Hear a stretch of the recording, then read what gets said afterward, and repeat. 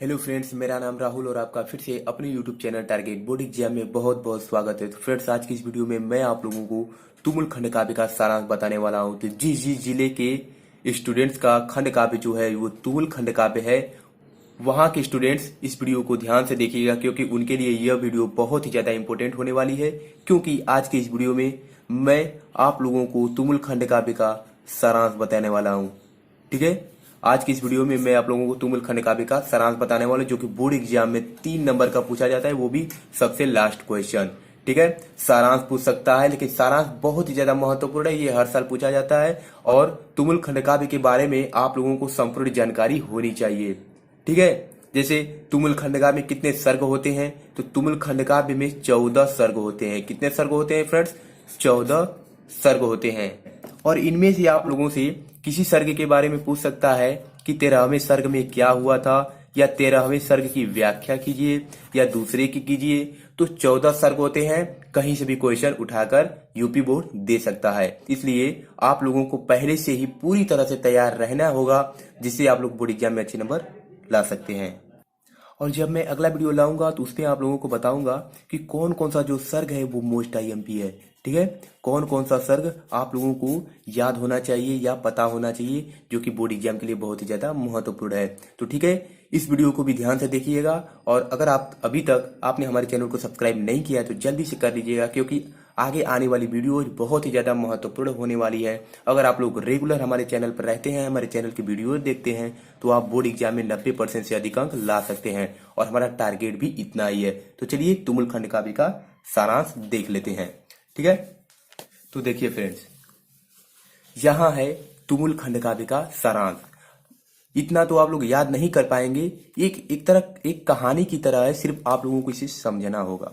ठीक है, ये सब याद नहीं करना होता। इसमें मेघनाद और लक्ष्मण के युद्ध का वर्णन किया गया है, उसी के बारे में आप लोग को सारी जानकारी होनी चाहिए। अगर जो रामायण देखा है उसको सारी जानकारी होगी। ठीक है, देखिए, तुमुल खंड काव्य का सारांश अपने शब्दों में लिखिए। इसी तरह क्वेश्चन आएगा 3 नंबर का। तो आप लोग को क्या लिखना है, कहानी की तरह पढ़िए। तुमुल खंड काव्य पंडित श्याम नारायण पांडे का पौराणिक खंड काव्य है। इसका आधार रामायण है। इसमें 15 सर्ग हैं। सारांश इस प्रकार है, इसमें 15 सर्ग दिया है, लेकिन मोस्ट टाइम पे 14 ही होते हैं। याद आप लोग जैसे याद कीजिए। ठीक है, राजा दशरथ के 4 पुत्र उत्पन्न हुए। यहां से कहानी स्टार्ट होती है तुमुल खंड काव्य का सारांश। सारांश का मतलब होता है जितनी भी कहानी थी, जितनी भी लंबी कहानी थी, उसका छोटा भाग, सारे का अंश कम से कम छोटे में लिखा जाता है, शॉर्ट में। ठीक है, उसी को सारांश कहा जाता है। राजा दशरथ के 4 पुत्र उत्पन्न हुए। आप लोग जानते हैं, राम, भरत, लक्ष्मण और शत्रुघ्न। ठीक है, सभी पुत्र शास्त्र और शस्त्र विद्या के ज्ञाता थे। एक कहानी की तरह है, सिर्फ समझना है, याद नहीं करना है। एक बार पढ़ के जाइएगा, बोर्ड एग्जाम में बैठिएगा, सारा लिख देंगे आप लोग। ठीक है, रावण का पुत्र मेघनाद था, सबको पता है, जिसने अपने पराक्रम से इंद्र को भी पराजित कर दिया था। ठीक है, उससे काल भी डरता था। रावण का ही दूसरा पुत्र मकराक्ष था। ठीक है, पहला पुत्र मेघनाद और दूसरा पुत्र मकराक्ष था। वह भी वीर था और युद्ध में मारा गया। रावण को इससे क्रोध आया और उसने राम की सेना से भिड़ने के लिए मेघनाद को भेजा। मेघनाद अपने पिता का आशीर्वाद पाकर युद्ध में गया। उसने अपने पिता रावण को आश्वासन दिया था कि वह युद्ध में राम को परास्त कर देगा। ठीक है, उसका जो पुत्र था रावण का, मकराक्ष था, वो युद्ध में मारा गया था, जिससे रावण जो था बहुत क्रोधित हो गया और उसने अपने दूसरे बेटे मेघनाद से कहा कि जाओ और उनको मार दो।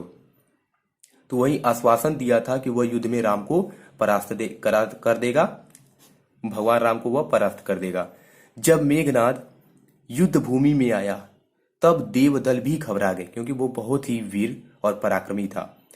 मेघनाद ने लक्ष्मण को युद्ध के लिए ललकारा। लक्ष्मण भी युद्ध के लिए तैयार हो गए।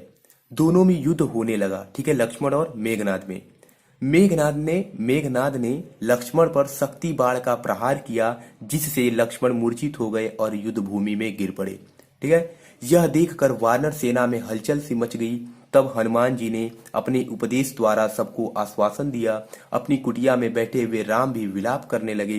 राम को शोकाकुल देखकर हनुमान जी लंका से सुषेण नामक वैद्य को लाए। सुषेण के परामर्श से हनुमान जी संजीवनी बूटी लाए और उसके प्रयोग से लक्ष्मण की मूर्छा समाप्त हो गई। ठीक है, यहाँ तक कहानी समझ में आया कि उन दोनों में युद्ध हुआ। युद्ध में जो मेघनाथ था वो शक्ति बाण से लक्ष्मण पर प्रहार कर दिया, जो कि मूर्छित हो गए। इसलिए हनुमान जी गए और वहां से पहाड़ी पर गए और वहां से संजीवनी बूटी लाए, जिसके प्रयोग से लक्ष्मण की जो मूर्छा थी वो समाप्त हो गई।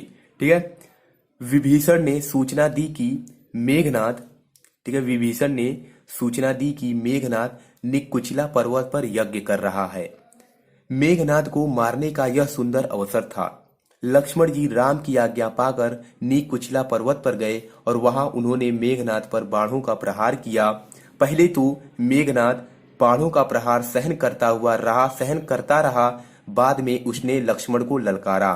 फिर लक्ष्मण ने उस पर अग्नि बाण का प्रहार किया और मेघनाथ धराशायी हो गया। लक्ष्मण जी वानर सेना के साथ राम के पास पहुंचे। राम ने लक्ष्मण की प्रशंसा की। ठीक है, बहुत ही छोटा कहानी है, ये इतना में लिखा है। ये कोई याद करने की चीज नहीं, कोई साइंस नहीं है कि आप लोग को याद करना है। हिंदी है, कहानी की तरह है। आप लोग एक बार पढ़ लीजिएगा, आप लोग को समझ में आ जाएगा और लिख सकते हैं। मैंने आप लोग को पढ़ा है, बहुत सारे स्टूडेंट्स को याद हो गया होगा। ये कहानी समझ में आई होगी, इस तरह भी आप लोग लिख सकते हैं। तो यही था तुमुल खंड काव्य का सारांश, जो कि बोर्ड एग्जाम में 3 नंबर का पूछा जाता है। तो अगर आप लोग तुमुल खंड काव्य का सारांश अच्छे से समझे हैं तो कमेंट बॉक्स में जल्दी से कमेंट कर दीजिएगा। और अगली हमारी वीडियो आने वाली है 14 सर्ग में कौन कौन सी सर्ग जो है बहुत ही ज्यादा महत्वपूर्ण है, उस पर हमारी वीडियो आएगी। तो चैनल पर नए तो सब्सक्राइब कर लीजिएगा और वीडियो पसंद आई है तो लाइक जरूर कीजिएगा, क्योंकि आप लोग लाइक करते हैं तभी मैं मोटिवेट होता हूँ और आपके लिए अच्छे से अच्छा वीडियो लाता हूँ। तो चलिए मिलते हैं नेक्स्ट वीडियो में। Thanks for watching this video. जय हिंद, जय भारत।